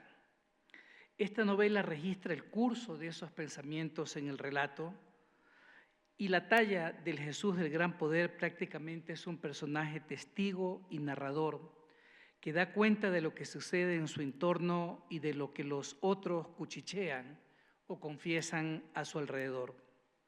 Destaco este mecanismo porque le permite al escritor construir un texto narrativo en el que una sociedad es observada y especialmente sentida, con el cúmulo de contradicciones y claroscuros que existen en ella. Ninguna realidad jamás es captable a simple vista ni de manera inmediata. Por eso, la novela es un dispositivo para ahondar en ese esfuerzo de tomar conciencia de nosotros y de los otros. El Poder del Gran Señor es una manera de recordar e imaginar una época particular de nuestra ciudad y nuestro país. La novela, por tanto, se vuelve un dispositivo de conocimiento de la subjetividad que opera en una sociedad. En menos de 200 páginas, en su primera edición, esta narración asume la tradición de búsqueda de una totalidad que es propia de la novela moderna. Observo un suceso particular, en este caso, el nacimiento de una procesión religiosa, pero esa mirada me lleva a conjeturas sobre el funcionamiento del poder en el mundo. El convenio con el que parte esta novela es legado principalmente por los relatos maravillosos de tradición milenaria, en los que se pacta de entrada que un suceso fuera de lo común, que una escultura de madera piense y narre, por ejemplo, sea perfectamente posible y se ajuste a la lógica de lo que llamamos la vida cotidiana. Este procedimiento es el de la invención literaria, que privilegia el trabajo de la imaginación por sobre el registro veraz de los hechos comprobados, históricos, podríamos decir, abriendo de esta manera nuevas ventanas para atisbar lo que llamamos la realidad, no para renegar de la historia, sino para proporcionar a partir de la memoria un mundo posible distinto al que conocemos como relato oficial. Presentar el comentario de una novela en este seminario internacional, La Semana Santa Quiteña y El Señor del Gran Poder, no es dudar de la fuerza de los hechos que analizan los historiadores y las personas de fe, sino proporcionar un testimonio sobre el estado de la imaginación de un escritor que aborda un acontecimiento que nos concierne con la libertad que da la literatura. La novela se sitúa en el tiempo en que se instaura o se inventa la procesión del Jesús del Gran Poder en la Semana Santa quiteña. Esto significa que varias interpretaciones son posibles, una de ellas histórica o al menos memoriosa. Se podrían seguir las pistas para determinar a quiénes de la vida real se parecen en la novela el cardenal, el empresario gringo, el patrón audaz y el militar que participan en el conciliábulo. Pero esto no tiene relevancia, puesto que, y esto es crucial al reflexionar sobre lo que leemos, se trata de una novela, esto es, un tipo de escritura que construye su propia verosimilitud a medida que avanza el relato. Es cierto que, como lectores, leemos en contexto, con el bagaje de las experiencias y la biografía que portamos, pero la novela es un mecanismo que, según la lógica aristotélica establecida para el teatro y la poesía, y que hasta ahora ilumina las formas que tenemos de leer, retrata lo que podría haber sucedido y no necesariamente lo que en verdad ha pasado. De modo que la novela propone un modo de conocimiento especial de la realidad, que no es histórico estrictamente hablando, aunque tiene como telón de fondo la historia de los años de 1960 en el Ecuador. Esta es la potencia de la ficción. Esto es lo que contiene una novela. La novelista y ensayista norteamericana Cynthia Ozick ha desarrollado una interesante reflexión acerca del potencial metafórico de la novela. Ella se pregunta, ¿qué sabe la novela? No tiene objetivo práctico ni educativo. Sin embargo, sabe algo que el conocimiento corriente no puede captar. La intrincada madeja de personajes e incidentes de la novela se posa sobre nuestros sentidos como una tela de araña que despliega sus minúsculas hebras para transmitirnos conocimientos, matices y revelaciones. Lo que la novela sabe son los designios y los itinerarios arcanos de la metáfora. Sigue Ozick. Eso que Henry James llamaba la figura en el tapiz, Keats la capacidad negativa y Kafka la explicación de lo inexplicable. Hasta tiene el poder de volver sensibles los muebles de una sala. Todo es valioso en esta cita textual, pero para valorar la labor imaginativa de Egues, me interesa detenerme en la última frase citada. Una novela tiene la capacidad de hacer que los muebles de una sala sean como seres que sienten, son sensibles, dice ella. Y para explicar la sensibilidad a la que puede alcanzar la madera, ella cita un pasaje de la novela Padres e Hijos de Iván Turgeniev, en el que el personaje Pavel Petrovich, al describir una habitación, experimenta una relación íntima con las paredes, con varios muebles de nogal, con una antigua biblioteca de roble y con un magnífico escritorio. El personaje de la novela rusa está convencido de que las paredes y los muebles sienten y que sintonizan con el estado de ánimo de la persona que habita esos espacios. En El poder del gran señor, también Ewes recurre al poder de volver sensible una talla de madera. Los lectores sabemos que la voz que conduce la narración pertenece a la escultura de madera, de cedro, según la novela, que el pueblo quiteño venera en la Semana Santa. Para contar literariamente los recovecos de esta historia inventada, ¿quién mejor sino el propio protagonista de este suceso cultural, religioso, político y social? La novela se inicia así. Como si hubiera sido ayer nomás, me acuerdo clarito del día en que me llevaron a la bodega de los cachivaches, allá por 1910. 50 años pasé encerrado ahí, tragando polvo y sintiendo pulgas, junto a una caterva de santos estropeados. Ahí nos arrumaron entre viejos reclinatorios, patojas bancas de iglesia e inservibles armatostes de claustro. Fue entonces cuando conviví con unas santas bellas, aunque paliduchas y ojerosas. Mas ahora me interesa contar cómo fui a dar a ese pulguero, cuáles fueron las circunstancias de mi hallazgo y restauración, todas las intimidades que escuché a fieles e infieles, la promoción que hicieron de mi imagen hasta alcanzar el mayor de los éxitos en la historia de Villaltar. Este comienzo revela varios elementos que caracterizan esta escritura. Una escultura que habla, el propósito de relatar unos acontecimientos vividos, el tono humorístico de la voz que cuenta, la maestría del lenguaje y el empleo del habla popular y una visión crítica y cuestionadora sobre estos hechos por parte de la voz narradora. En la novela, pues, la madera tallada en la figura de Jesús habla, o mejor dicho, piensa para sí misma.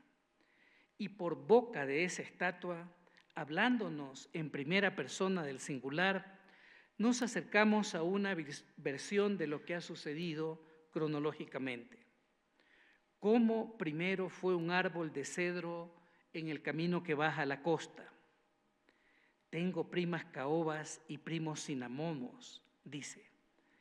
Cómo hacia el año 1900 fue tallado y llevado al taller de Pedro Gual en una mañana esplendorosa, dice, brillante como un cóndor recién acuñado, con toda la cordillera despejada, como si hubieran asentado nata los montes. Cómo fue esculpido por el artesano artista en 87 días.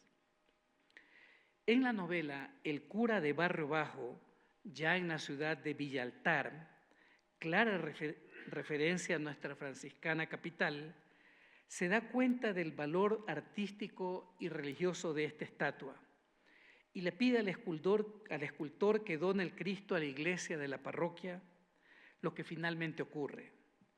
Esta estatua llama tanto la atención que el párroco del Barrio Alto la compra para su propia parroquia, en la que nuevamente consigue maravillar a los feligreses que admiran el realismo y la expresividad piadosa de la talla. En ese momento fue conocido como el Señor de Aguamiel, el Cedro de Pedro, el Señor del Cambalache, la Gracia Regalada, el Rey de Barrio Bajo. Debido a los constantes enfrentamientos entre liberales y conservadores, colorados y azules, masones y cruzados, la talla es mantenida en el refectorio, por lo que ella es testigo de las comilonas de los superiores de la comunidad, comprobando en comparación con los alimentos de los sacristanes y del clero bajo que, dice la voz, unos se hartaban con potajes y otros estaban hartos de los que se hartaban con hartos potajes.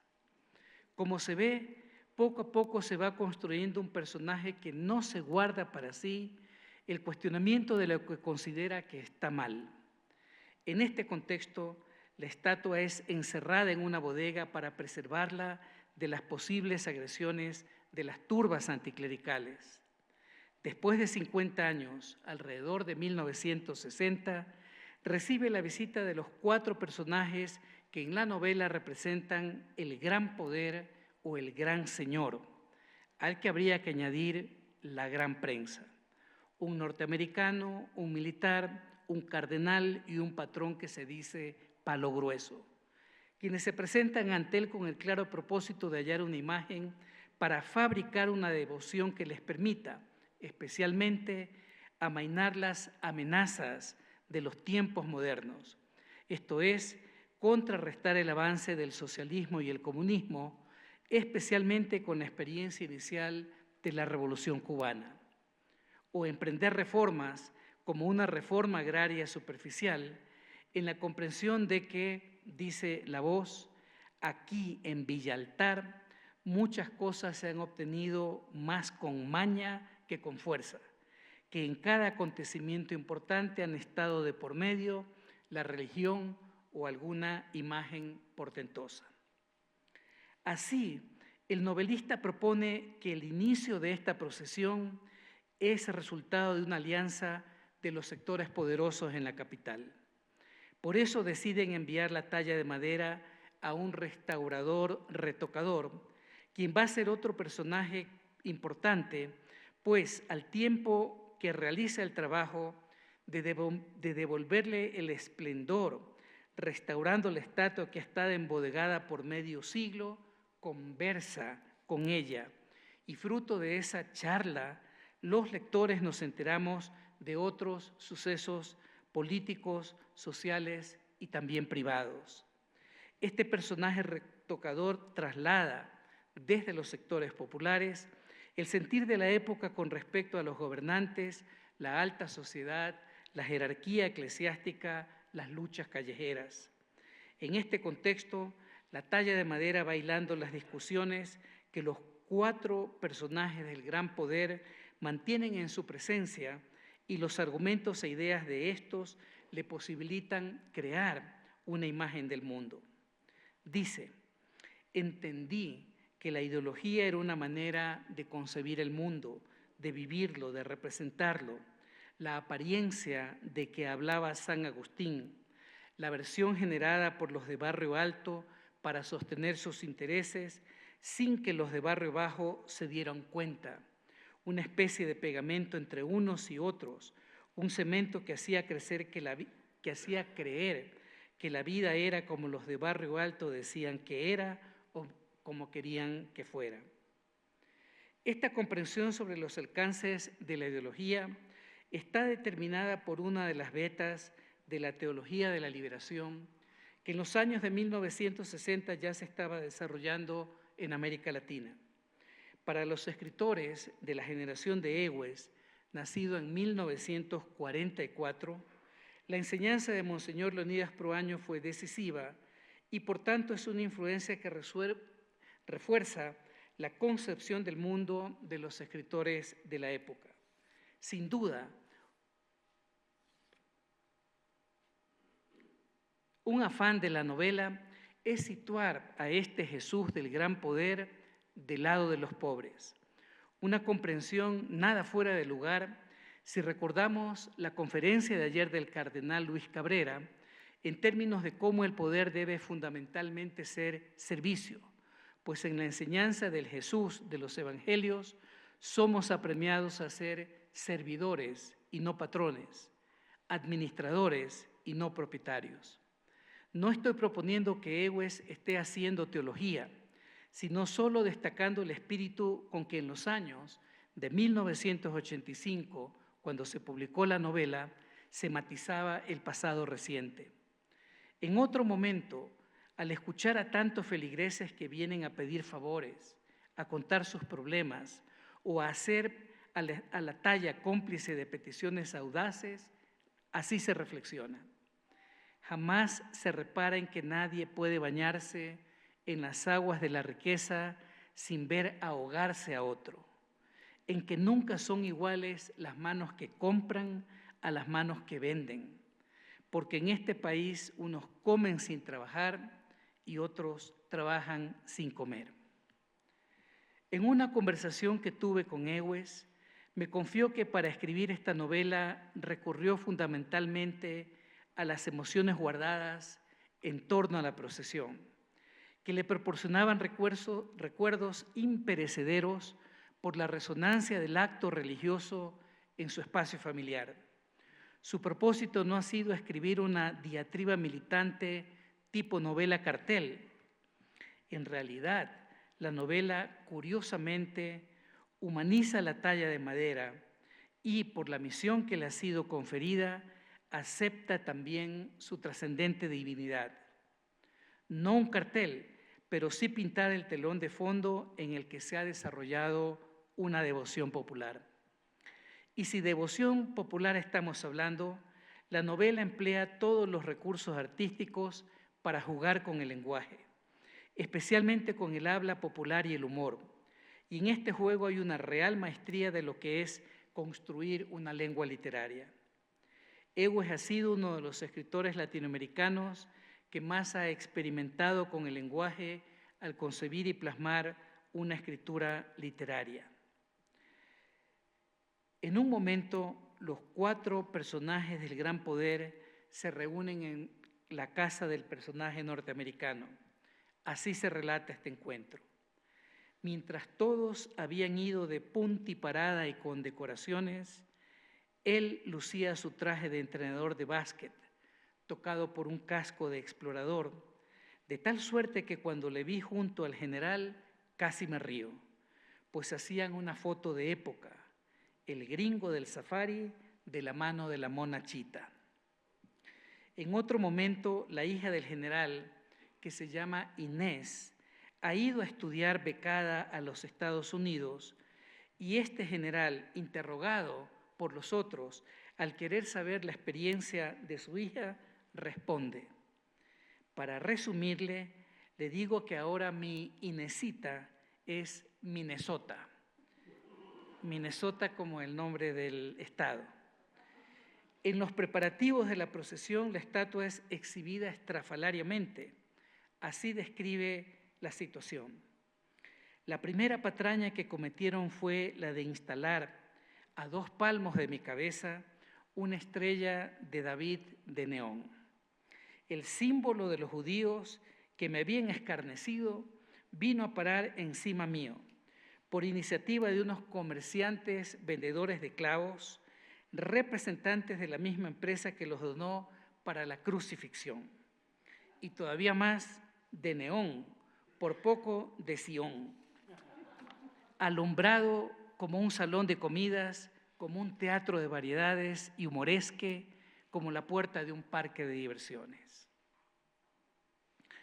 He tratado, pues, de presentar de manera general la intervención paródica sobre la realidad que el escritor Iván Egues realiza en la novela El poder del gran señor.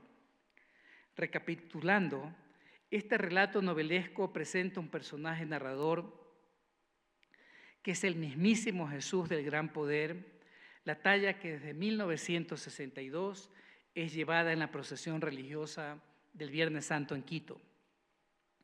De este modo, al ser el narrador esta escultura en madera, se produce un curioso punto de vista que revisa irónicamente su propia historia, desde que era un tronco de árbol hasta que una alianza de poderes locales lo presenta en la procesión como el Jesús del gran poder. Egues trabaja la lengua española con gran plasticidad, por lo que el habla de la escultura está matizada de coloquialismos y regionalismos y quiteñismos que le permiten tomar distancia, al ser él mismo un privilegiado testigo presencial del nacimiento de su propia traducción, de los intereses que los otros personajes y sus respectivas fuerzas sociales han depositado en él. Ambientada en la cuarta presidencia de José María Velasco Ibarra y en la de Carlos Julio Arosemena Monroy, esta novela destaca las contradicciones vitales, teológicas, políticas y sociales que rodearon el surgimiento de esta tradición popular, religiosa y festiva. El poder del gran señor imagina cuestionadoramente la otra escena detrás de la historia y del poder oficiales de su tiempo. Dice el escritor indio Salman Rushdie: esa es la belleza del relato maravilloso y de su descendiente, la narrativa, que uno puede saber de forma simultánea que la historia es producto de la imaginación, es decir, falsa, y creer que contiene una verdad profunda. Lo maravilloso o lo fantástico son formas de añadir espesor a la dimensión de lo real, que es lo que finalmente consigue Egues: problematizar desde lo humano el origen de esta devoción. En esa medida, Egues se inscribe en la estirpe de escritores como Ítalo Calvino, Günter Grass o Mikhail Bulgakov, pues esta novela reafirma que nos movemos sin cesar entre lo conocido del mundo y lo que desconocemos de él. Para terminar, quiero leer una parte detenidamente de una de las escenas que se suscitan cuando la talla es llevada a su primera corrida de toros, en la feria taurina que lleva su nombre, para confirmar una vez más el carácter profundamente humano de este Jesús del gran poder y su capacidad de hacernos reír de nuestras propias contradicciones que muchas veces nos son inexplicables. Lo único que faltaba: vino el empresario y me llevó a la plaza de toros. Me trasladó enjaulado en una de esas camionetas que tiene la policía para llevar a los presos del Retén Sur. En el trayecto quiso que me disfrazara de fanático taurino. Me colocó un sombrero cordobés, pero felizmente los baches hicieron que se me desacomodara y se corriera hasta caerse. Lo mismo sucedió con una bota de vino que quiso colocarme en el astil de la cruz. Dime que no quieres, pero no botes al suelo, me dijo el empresario mientras recogía sus adefesios. Luego me puso un sorbo de vino en la boca. Al llegar a la plaza me dejó perplejo al ver que a la feria taurina le habían dado mi nombre.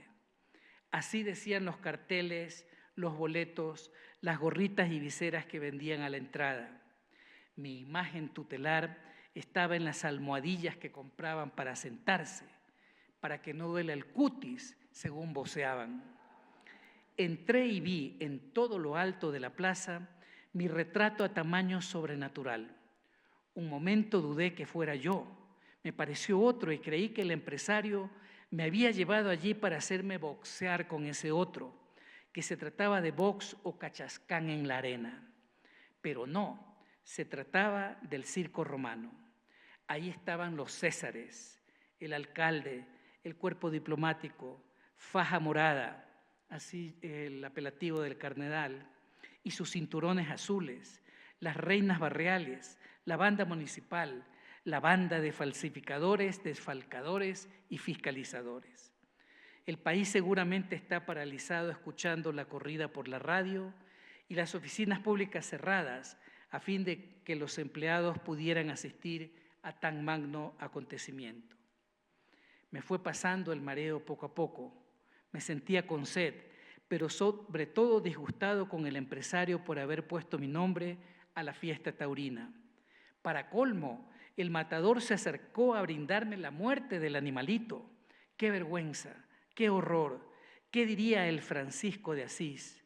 Le habría dado pataleta al ver que yo presidía esa matanza, que el público estaba de parte del matarife y en contra del hermano toro. Poverello, yo de director de cuernos, otorgando orejas y concediendo rabos. Gracias por su paciencia y escucha.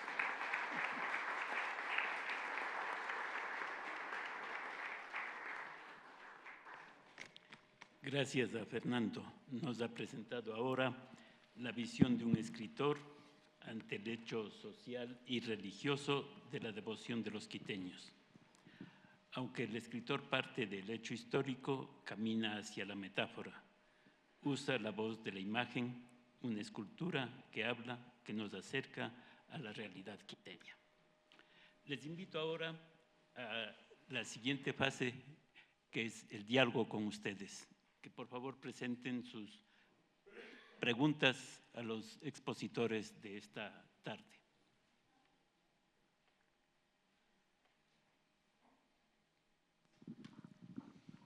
Buenas noches con todos. Realmente yo me voy súper contenta porque he aprendido tanto, así que solamente me queda a todos ustedes felicitarles y especialmente pues de la universidad. Muy agradecida. Gracias también.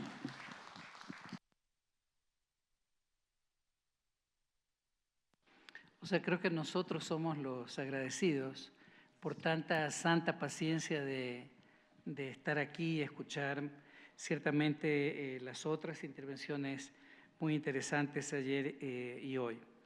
Se dijo esta tarde, esta es una universidad pública, pero está convencida de que estos diálogos enriquecen la mirada que podemos tener sobre nosotros, el país y esta experiencia cultural de la procesión de la Semana Santa. Sí, no, solamente para aportar con un pequeño recordatorio, que creo que es un dato que también es muy importante y que me parece no se ha dicho, que el pasado 26 de marzo cumplió 10 años de la declaratoria de la procesión penitencial como patrimonio intangible de la ciudad, el 26 de marzo. Entonces es un dato que amerita ser recordado, nada más.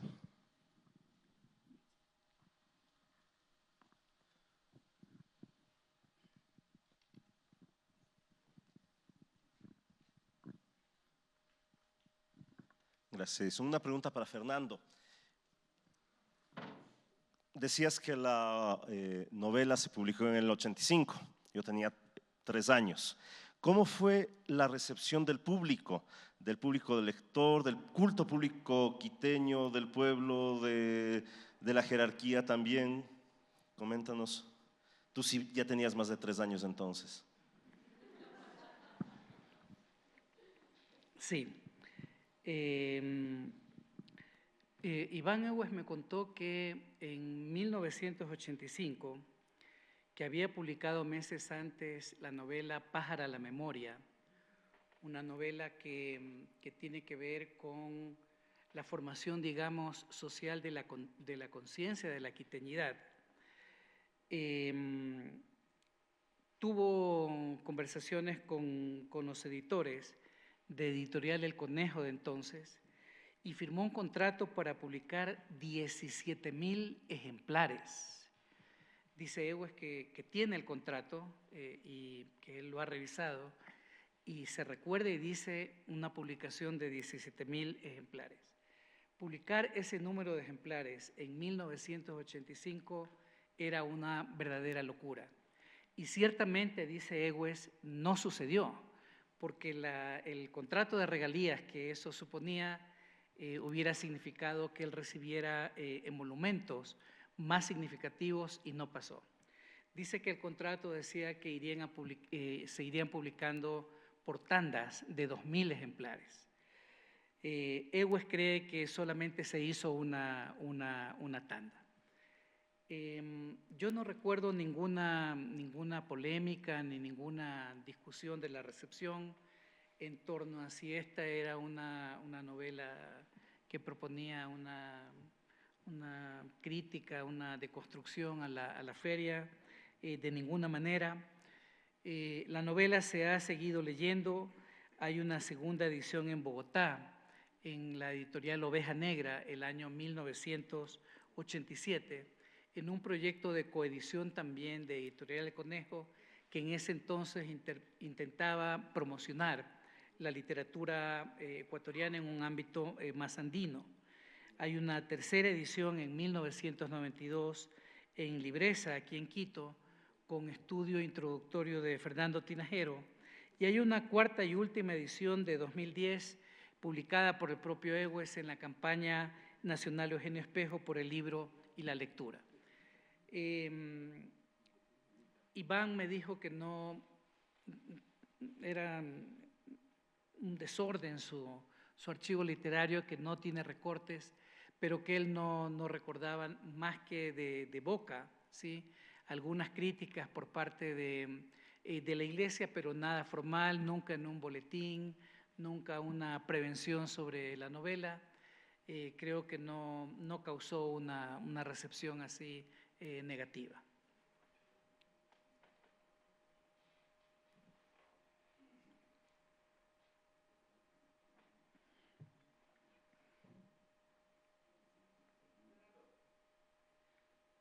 Hola, Fernando, y a la persona que preguntó, hay algo que yo recuerdo en cambio de esta novela, El Poder del Gran Señor, que hubo una publicidad televisiva y eso fue algo asombroso.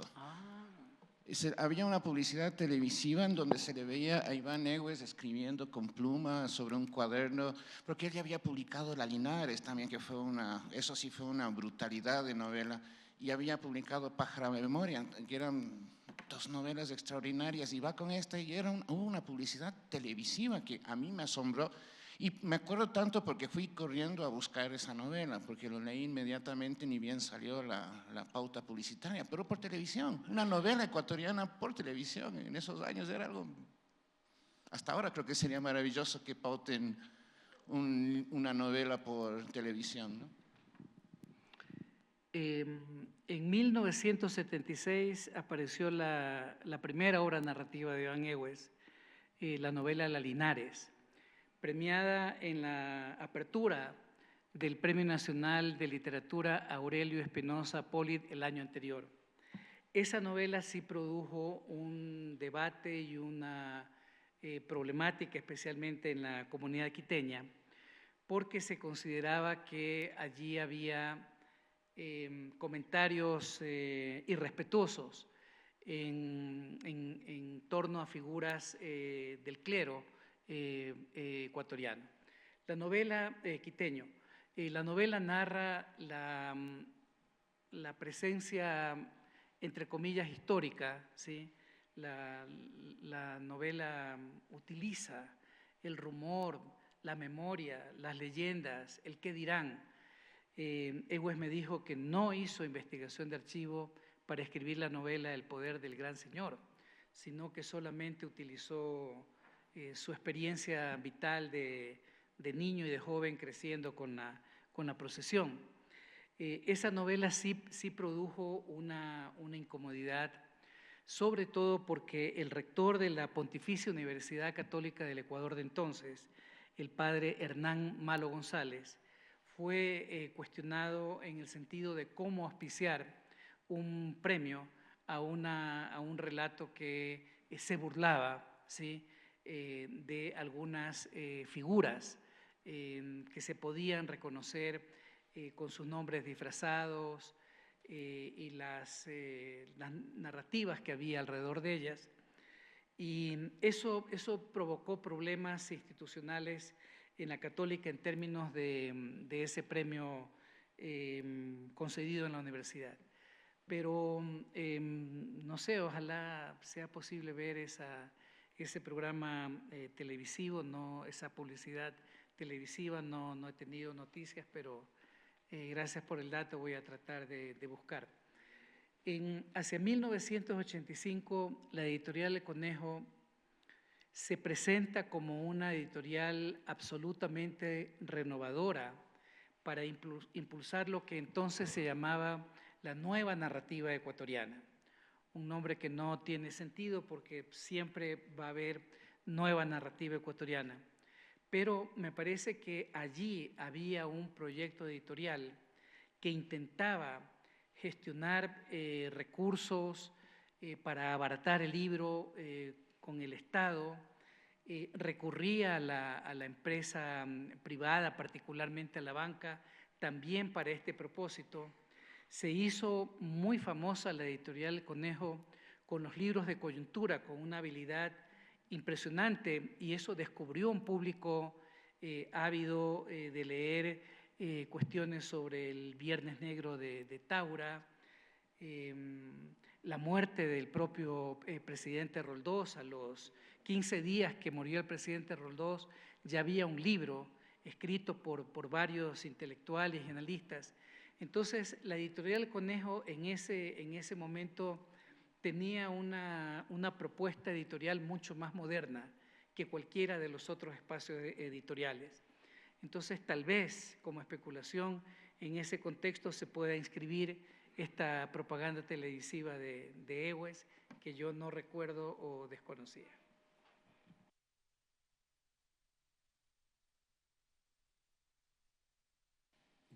Quiero aportar, perdón, si es que ahí.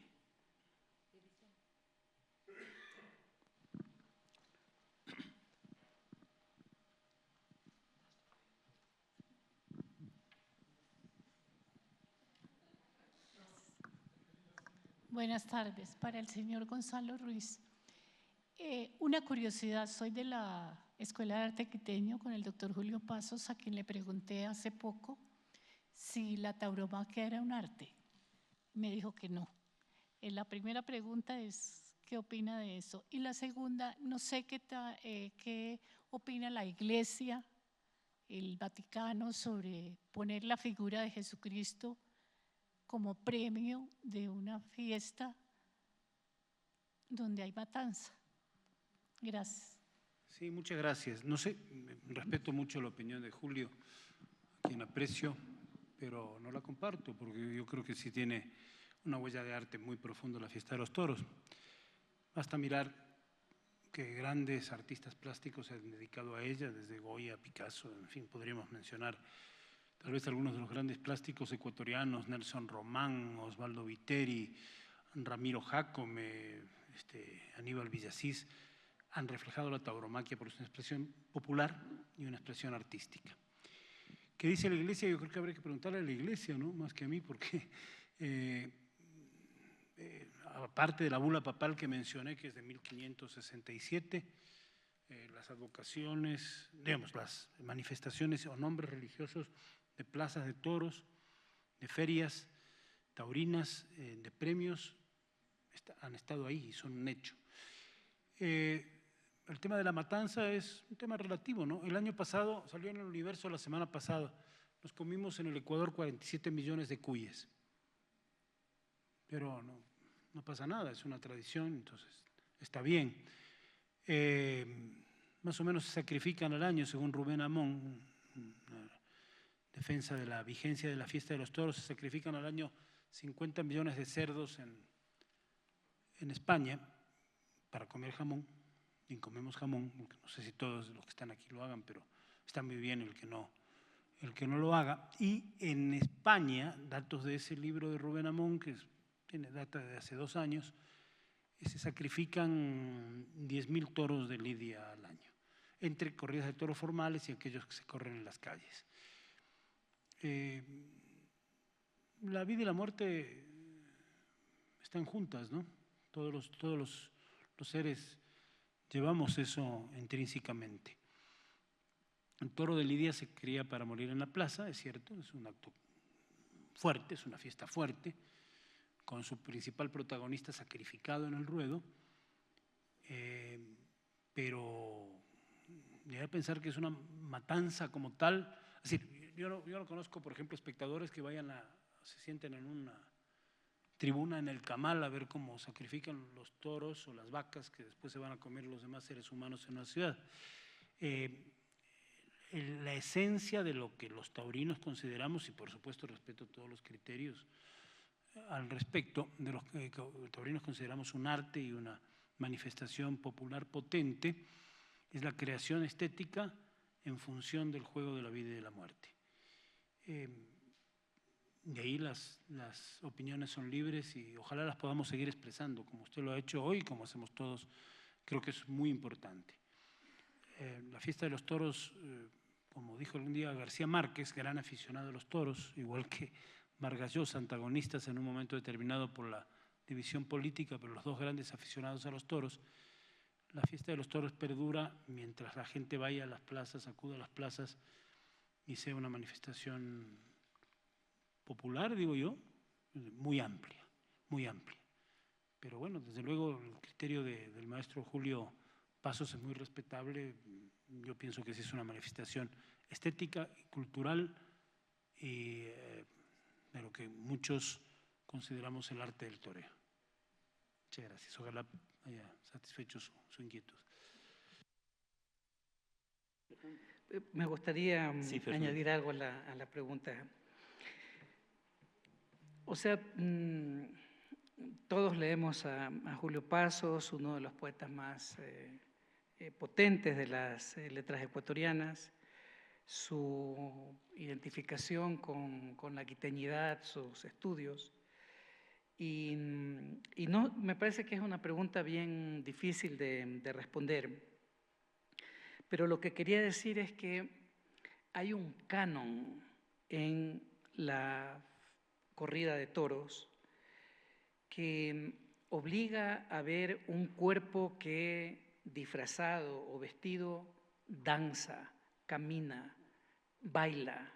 Hay un canon de la postura del cuerpo, de los pases, hay un escenario, ¿sí? Hay un espectáculo, y eso a mí me parece importante porque acerca la corrida de toros a la idea de una ceremonia y un rito.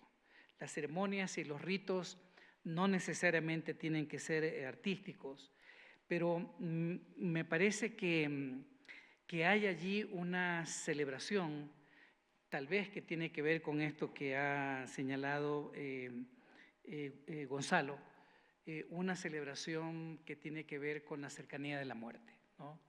Entonces, arte como pintar, estrictamente como danzar, tal vez no lo sea. No sé por qué estoy yo respondiendo esto. Yo he crecido los 32 primeros años de mi vida en Guayaquil, y mi tío, un gran aficionado a los toros, nos traía a mi hermano mayor y a mí a las corridas de toros.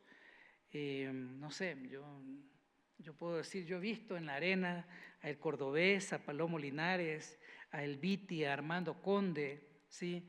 He visto a los espontáneos lanzarse ahí en el Coso de Iñaquito. He escrito poemas, ¿no?, sobre la corrida de toros, pero me parece que tal vez son elementos culturales. Entiendo perfectamente la desaparición progresiva de la corrida de toros y especialmente la muerte. En algún momento, cuando el matador no logra finiquitar ahí la faena, puede ser dolorosa toda la plaza, el toro en agonía. Entiendo perfectamente o trato de entender ese otro lado, pero bueno.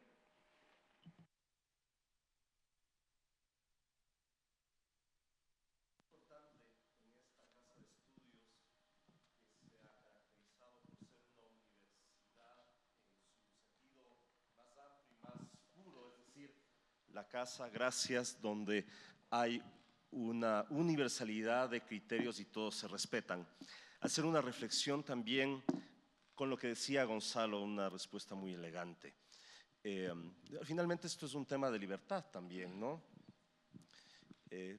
Porque si empezamos a relativizar la libertad, el día de mañana puede venir alguien que diga, basta de restauración, basta de cultura barroca quiteña, porque ahí lo que estamos es preservando un modelo de culturización colonial y hay que destruir todas las cuestiones que nos recuerden el sometimiento del indio, caramba. Pueden haber criterios y criterios, tal vez mi reflexión o puede ser considerada extremista, pero vivimos en tiempos donde a veces hay personas que también consideran que cualquier vestigio de la época virreinal o de otras épocas reproducen modelos de dominación y tal. Entonces, es un hecho que la fiesta taurina está destinada a desaparecer, eso es un hecho claro, las sensibilidades de los humanos van cambiando, pero ciertamente cualquier imposición de una persona u otra persona al final del día nos puede terminar regresando como un boomerang, y tal vez algo que hoy día consideramos muy blindado, el día de mañana se puede ya no blindar, ¿no?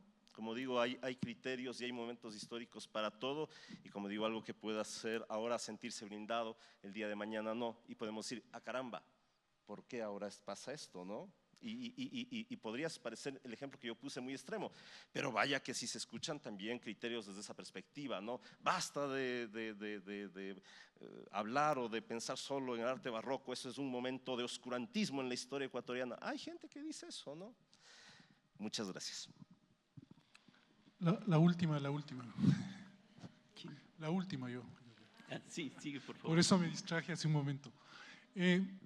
Estaba viendo justo en el teléfono algunos titulares de la prensa y veo que se promociona la Feria Taurina de Quito como Feria de Quito 2004, Feria de Quito 2005, es decir, Feria de Quito y el año al que corresponde.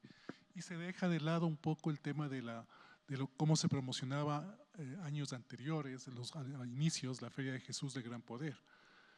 ¿Existió algún distanciamiento o es que estas corrientes de animalistas, de protección al animal, tuvo fuerza? ¿O es que la prensa, tal vez por un tema de espacios o un tema comercial, se promocionaba Feria de Quito y se asumía que ya la tradición, ya todos los quiteños sabíamos que era la Jesús de Gran Poder? No sé. No, yo pienso que, bueno, hubo diferentes empresas que hicieron la Feria de Quito a lo largo de los 50 años que tuvo, hasta 2011, que después ya nos vamos a meter en el debate político porque no es el objeto de este seminario, pero por un plebiscito y por 4.000 votos se suprimió la posibilidad de que los toros sean sacrificados en público, no se prohibieron las corridas de toros, como se dice por ahí, sin conocimiento de causa. Se suprimió el sacrificio de los toros en el ruedo. Adentro, en los corrales, se los seguía sacrificando. ¿Cómo hayan jugado las empresas con la parte comercial de la Feria de Quito es otro tema? El trofeo pervivió hasta la última feria, que fue 2011, y se siguió entregando en el convento de San Francisco. Además, yo he estado en varias premiaciones, fui de hecho jurado 4 veces del trofeo Jesús del Gran Poder a lo largo de varios años, y se entregaba en el convento de San Francisco con la venia de la comunidad franciscana, porque era una tradición instaurada desde 1961, como bien han explicado aquí en este caso. Ese patrocinio, si quieres, como el nombre de la feria, o la entrega del trofeo.